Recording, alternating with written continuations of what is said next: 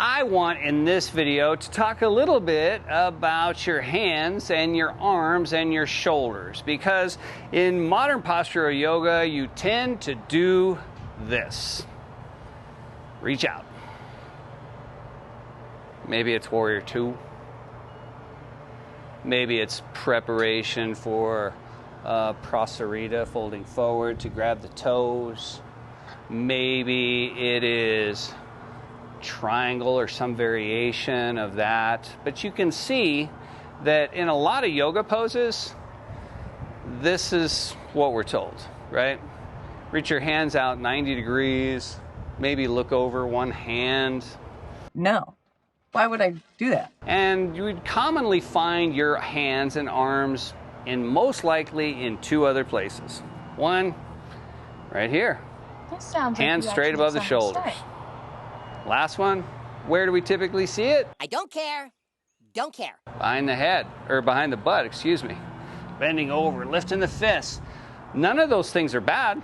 Those are all great places to put your arms. But so is this, and so is this, and so is this, and so is this. I wouldn't say no to anything at this point. We've got this amazing shoulder capsule here, and inside the mechanics are built so that we have a very shallow socket. The shallow socket versus the deep socket of our hips.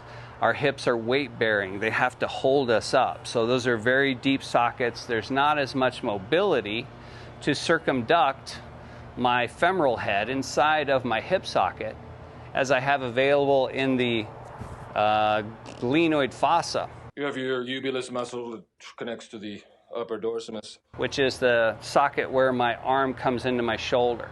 And that gives me the ability to go in a big circle. It's extremely vivid, thank you. Over my head, in front of my body, maybe even using my body for rotation so that I could take this right arm and not just put it here, but over here.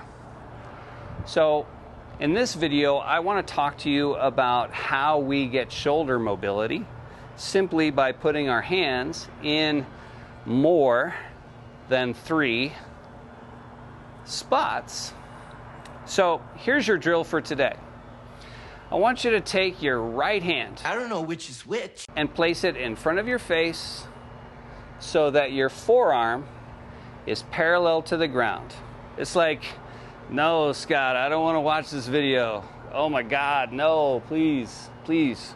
So your right palm is right here in front of your face. Now all I want you to do from here is turn your head to the right so that you're looking over your right shoulder.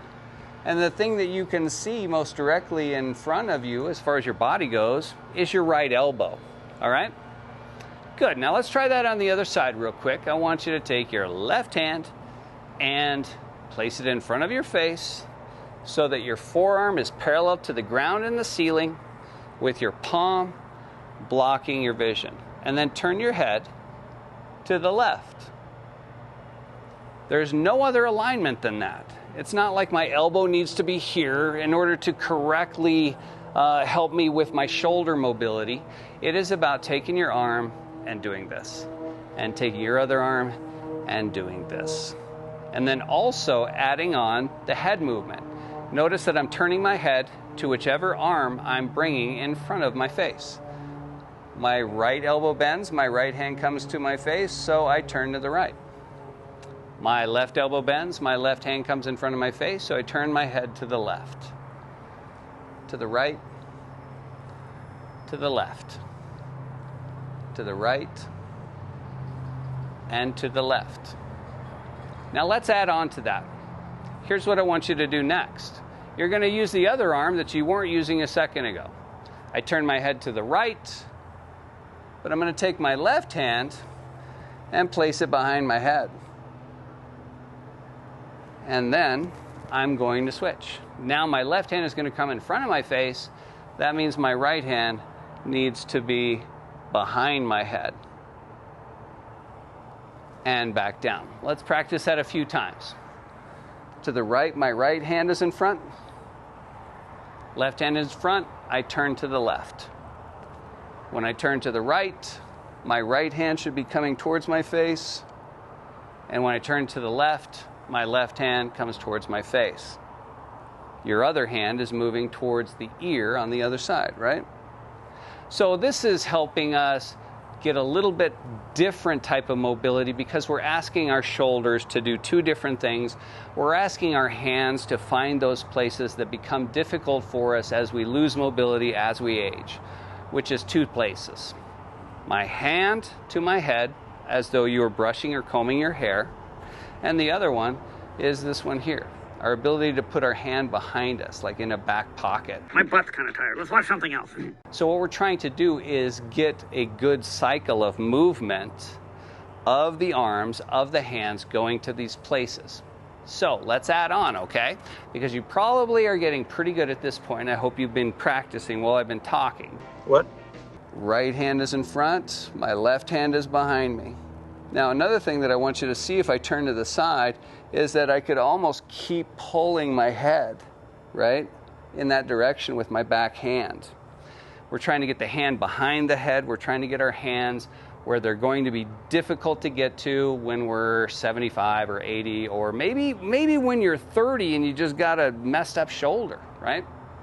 But when we add on, now we want to bring the arms down and we want them to switch. So here we go. I've got my right hand in front of my face. I've got my left hand behind me. Now to add on, what I'm going to do is turn my head to the left. And as I do so, my left hand is going to come in front of my belly and my right hand is behind my lumbar.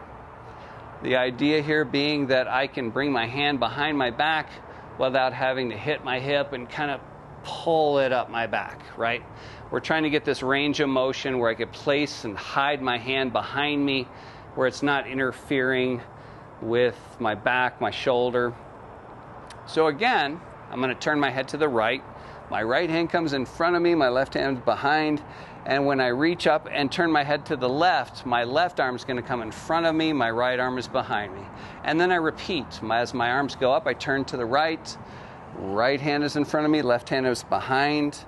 I reach out, turning to the left. That reminds me that I want my left hand in front of me and my right hand behind me. Hands go up, right hand's in front. Hands go down, my right hand's behind me. My hands go up, my right hand's in front of me. My hands go down, my right hand is behind me. And then we want to switch that up, right? So now we have to do the left side. That means the left hand is in front of my face and my right hand is behind my head. I would turn my head to the left so that I could see my left elbow. Reach the hands up. My left hand was just in front, so was yours, so we want that to go behind. That means when I turn my head to the right, my right hand is in front of me. So if you do this, see how I'm like kind of lifting my hands? I can see my right elbow in front of me. So think about it. Here's another way to maybe remember which way to turn your head, is to look towards the elbow that you can see coming at you, right? My left hand's in front of my face as I turn to the left. And when my arms come down, my left arm's going to be behind me, my right arm's in front. So first we have to get that coordination of turning the head, which hand is in front, which hand is behind. That's coordination, right? Where are things going? It's an organized pattern of movement. Arrangement is something different. That's putting something somewhere, and that's where it goes. But coordination is from A to B. So let's try it one more time on each side. Here we go. We're going to go arms up, turn the head to the right, right hand's in front, left hand's behind. My hands reach up, I turn my head to the left because I want to see my left elbow when my hands come in front of my belly and my back. Back to the right, back to the left. Right and left. And then we can switch that simply by reaching up, and now I know I want my left hand in front of me, right hand behind. And when my arms go down, my left hand, which is in front of me, is now going to be behind me. And whenever I turn my head, whatever elbow I can see, that's the part of my body, that is the arm that is in front of me. Now, if you have done this, just for the time that it took for me to film this video, you probably feel a little bit of burn in your shoulders. You're starting to get on my nerves. And you can feel how that mobility of having to switch where your arms and hands are as they move is giving you better range of motion of your shoulder. And also, it is giving you a different experience on the other side. Right hand's in front, left hand is behind. Left hand is in front, right hand is behind. Because if we really want to have better shoulder mobility, and again, think about this, this, and this. Boring, boring. Boring, boring, boring. Versus having a shoulder that can move freely on our back. We're going to really dig into the science of this coming up in a future video. But for right now, I would just want you to get used to the idea of being able to bend your elbows, move your arms, and get those shoulder blades moving around on your back. I hope you guys are feeling good. I hope this helps. I'll talk to you soon. Namaste, f***. What about the farewell drug? Hey YouTube, thanks for watching that video. I sure do appreciate it.